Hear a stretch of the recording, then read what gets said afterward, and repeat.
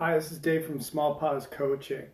Today I want to focus in on a real prevalent problem that we have in our society and our human beingness, and that is the victim orientation. Now, there's a real wonderful model, and I mentioned it in my last video blog called the Dreaded Drama Triangle, which really helps us identify the three roles in victimhood and how the characteristics that they hold within really support those roles. You know, living in victimhood orientation can really prevent us from moving forward in our life and achieving our goals. And what they do is become rooted patterns of reaction to how we show up in our lives. So it's really crucial for us to understand what these orientations are and then how to make that shift into a more empowered orientation, which I'll talk about in a minute. The first role in the DDT is the victim role. You know, we talked about that last week, and it's very centered in that poor me sort of life is happening to me reaction to things. It's very reactionary, as I said, and you know, you're just sitting waiting for problems and then reacting to them with no end game in mind. Very, very unproductive orientation. Then you have the persecutor, which lies in a victimhood orientation, that every victim needs a persecutor, whether that's a problem or an event or another person. The persecutor shows up and perpetuates the problem, is very blaming, and has a real emotion of anger and persecution, of course, associated with it.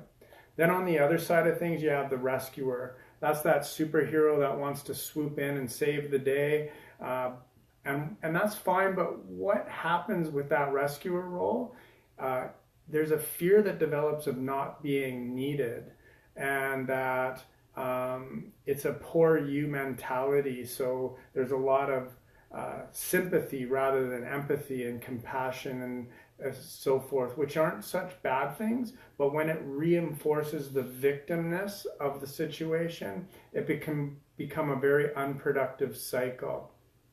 So when we talk about the shifted orientations of those three dynamics, that's when we really get empowered and can step into a new way of showing up in the world.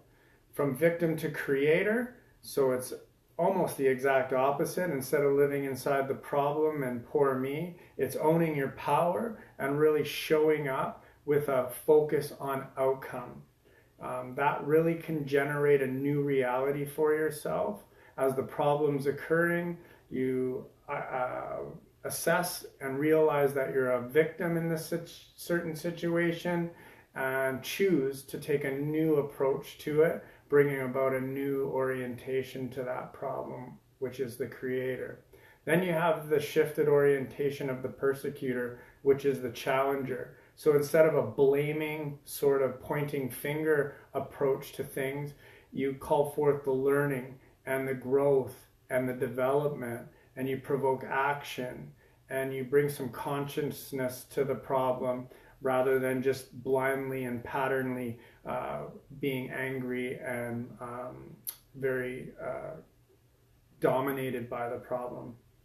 Then the shifted orientation of the rescuer is the coach. So rather than reinforcing the poor me attitude of the victim, you're stepping more into that supportive thing role, questioning, facilitating clarity, and asking how will you do that? You know, and these conversations can live both internally and externally. So you can have these internal shifts into these different roles, and that's the one challenge I'd put forth to you now, is what orientation do you land in most of the time? Because we all have a predominant place we land. For me, out of fear of being a victim, my landing spot was typically the persecutor. So when something happened to me, even things that I had no control over, rather than sitting there and being a victim, I'd step up into the persecutor role and find something to blame for the situation and really live in the problem. Until some time ago, I learned that I can shift draw out the learning inside that situation or that action that person took against me and learn from it and evolve. And that's really what the shift between the DDT, the dreaded drama triangle, and then moving to the empowerment dynamic really means.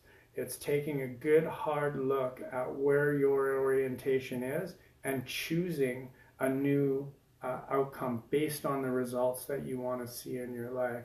It's really, really simple and powerful tool to use on a day-to-day basis because let's face it, we all can use a little bit of help recognizing where we're at, especially when those emotionally charged reactions to situations occur. Having a choice is the key component of leading a really, really fulfilling life. So I hope you found this useful. Please feel free to reach out through my website at www.smallpausecoaching.com if you want to further the conversation. So thank you for listening and have a great day.